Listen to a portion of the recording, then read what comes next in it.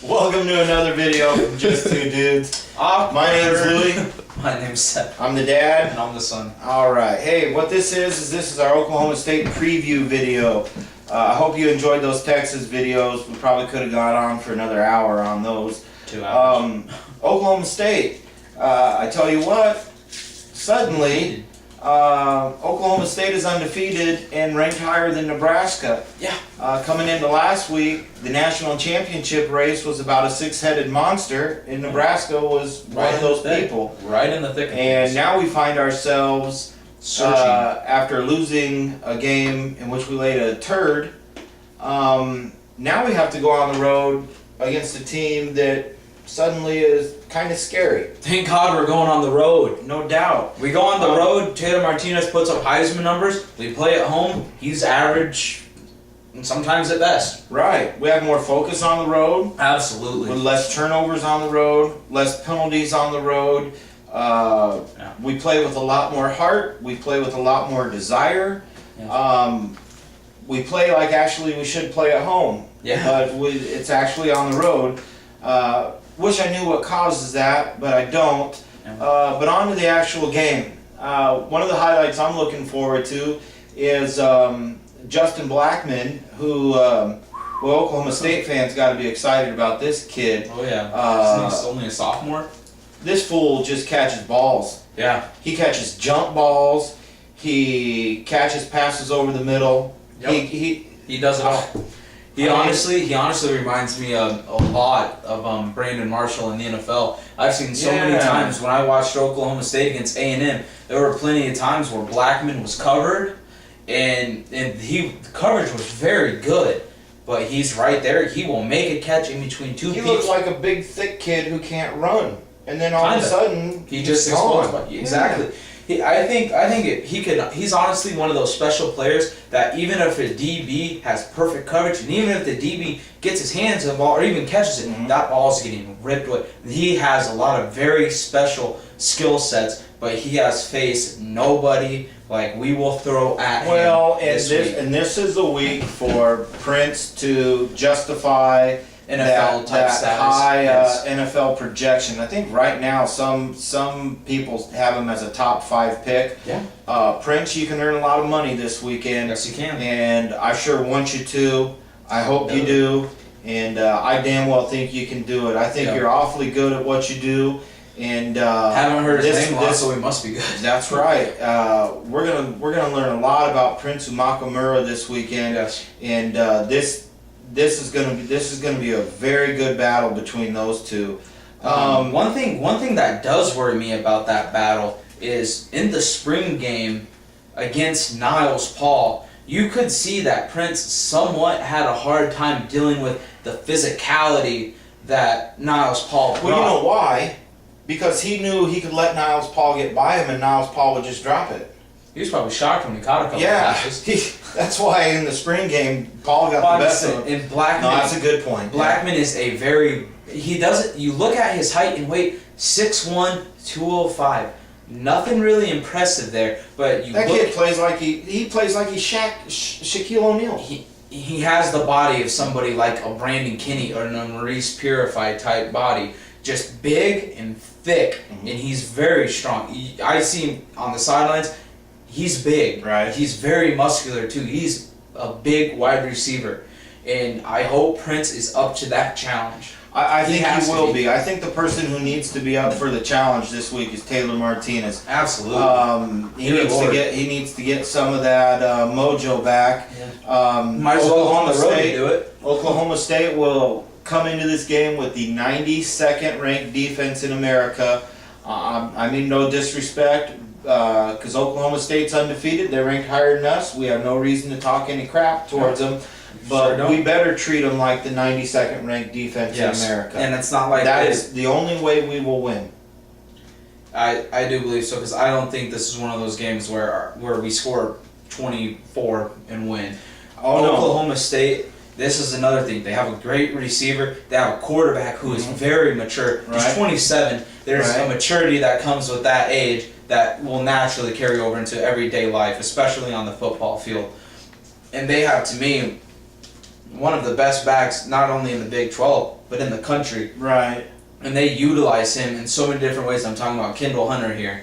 If you don't know him, you will. He's a Everybody knows who he is. very good running back. Right. And when they can pass the ball, that just opens him up more. And after giving up 200 yards on the ground to a team that hasn't ran the ball with success all year, that scares me the most coming into this game. How will we be able to stop I'd rather Kendall them Hunter? line up and try and run the ball than sit there and try and throw 30, 40 passes. If they throw 30 or 40 passes, we get at least 4 picks, and we might house one of them. They can Right. throw 40 times all they want. Kendall Hunter is a special player to where he will be in the open field if our rush defense plays like they did last week. He'll be in the open If field. we scheme against the running game the same way we did as well.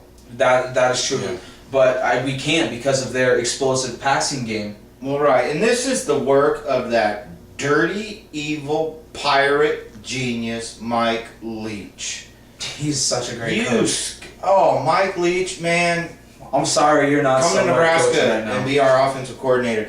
But this guy, Oklahoma State's Dana Holgerson, is a Mike Leach. Don't use the word disciple; that's inappropriate. Carbon copy. Protege. He Fair worked under him, and Yeah. oh man, I don't like that. But another thing. Go ahead and talk about that. I think right now, our heart as a football team and our desire is in question. And if you want to say it's not, that's fine. But I really think it is in question because we got smacked right in the chin last week, hard. And we stood there and took it like a bunch of girls. Yes, and to me, when you put that in on the side of your helmet, That's right. when you have the privilege to wear that, You better show some respect. exactly, you better show some respect to everybody who came before you, and you need to help lay down a foundation for the younger players. By you not firing back, Right. that shows the younger kids you don't have to. You don't have. You don't. What I'm saying is, it allows the younger It sets kids, the example for Yes. the younger kids to feel like you can be pushed around. and you don't have to push back. Yeah, You don't and have to in a have that game where you fight. have 9 penalties for 90 yards, what's wrong with 10 penalties for 105 yards? Seriously. Go smack somebody. Have set the tone or have it set for you. That's something you've been telling me for Right. a long time, not just sports but life in general. And that is a philosophy that on the football field, that is an absolute key. I Whoever agree. sets the tone first, like Wisconsin, Ohio State. Wisconsin returned the opening kickoff for a touchdown, and then they went on to beat the number 1 team. Yeah. They set the tone and they played. They were in control of that game from the kickoff on to the final whistle. Now this next point here probably upset some of you Pelini freaks out there, but we gotta ask the question: will the coaches get out coached again? Yeah. Are they going to get out schemed, out executed? Once again, is this going to happen? Which- And the biggest thing, the biggest thing is as the year goes by, Bo Pelini's track record has been he's going to struggle in the middle of the season, but then he turns it around at the end. Yes. Okay, well that's just not good enough. We No. can't drop 2 out of 3 games, 3 out of 4 games. That's not good enough. No. The most important thing a coach has to do when you're talking about adjustments is during the game. Yeah, not just at halftime. Right, you gotta needs make adjustments. Because while you're making adjustments at halftime Right. at this level, coaches know we had success with this. This is what they're probably going to come Right. do, and this is what we need to do. Right. The coaches are making And why adjustments is it to not- the adjustments that you are making. And They why are is one it not step ahead us of you. ever doing it to them? That's a huge question. I don't know why that is. I mean, defensively, we don't have a whole lot to complain about. I mean, Bo's turnaround on the defensive side of the ball speaks for itself. Damn near astronomical. Yeah, just a phenomenal job. But I think last week they got out coached, and I think Yes. Mac Brown is still laughing at what he got away with last week. But in respect to our coaches, Texas did get 2 weeks to prepare for this game. We didn't have the 2 weeks. So I what? trust me. I understand what you're saying, but you do have to point that out. It's not like they had equal time to prepare. Oh, But I think they spent time with the weeks of South Dakota State and Kansas State. Very possible. Receivers. Where you at at? some point in time, you're gonna have to show up. I don't care what it is. Make a play. This is the week you have to show up. Yes. This is one of those games that we talked about at the beginning of the year. Our offense will have to win this game. We have a very good defense, but Oklahoma State's balance and explosiveness brings a lot of things to be worried about, and it's very hard to stop because they're not just a very good passing team. They're a very good running team. Right. I think that they're top 10 in passing and rushing and scoring. They're They're like, I think they're the third or fourth best offense in the country. yeah, total offense, but they don't rank in the top 10 in both of those, I don't think. I'm pretty sure they do. All right. Well, I don't know. So Well, all I know is they have one of the leading They do rushers have- in the country and the leading receiver. yeah, they do have. They're capable of some very good balance. And I don't know if what you're saying is correct. I mean, I don't know. Pretty The sure. O line and the defensive line, you guys need to get it back. Yes.